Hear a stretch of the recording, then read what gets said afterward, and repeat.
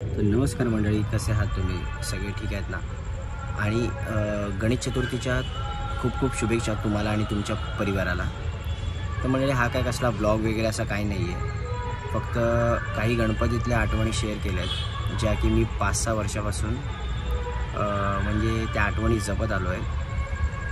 आणि त्याच आठवणी मी आता पुढे शेअर करणार आहेत. फोटो वगैरे म्हणजे आगमन वगैरे. म्हणजे कसं आहे माहिती का मंडळी, माझ्यासोबत एक व्यक्ती होती, की अजूनसुद्धा आहे माझ्यासोबत. फक्त एवढंच आहे की आता आम्ही बोलत नाही जास्त.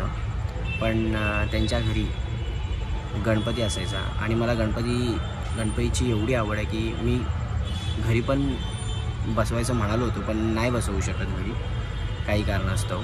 तर मंडळी, विषय असा आहे की त्या गणपतीला मी चला आपल्या घरात नाही गणपती बसला आहे, त्यामुळे मी त्या गणपतीला आपलं मानायचो, आपल्या घरातला गणपती मानायचो आणि यापुढे सुद्धा मानत राहील त्या गणपतीला.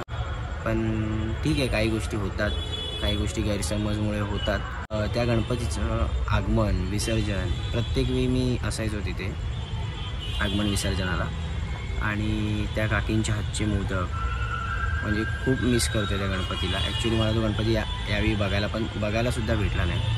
पुढे मी तुम्हाला सगळ्या गोष्टी शेअर करतो त्या गणपतीच्या, तुम्ही त्या नक्की बघा.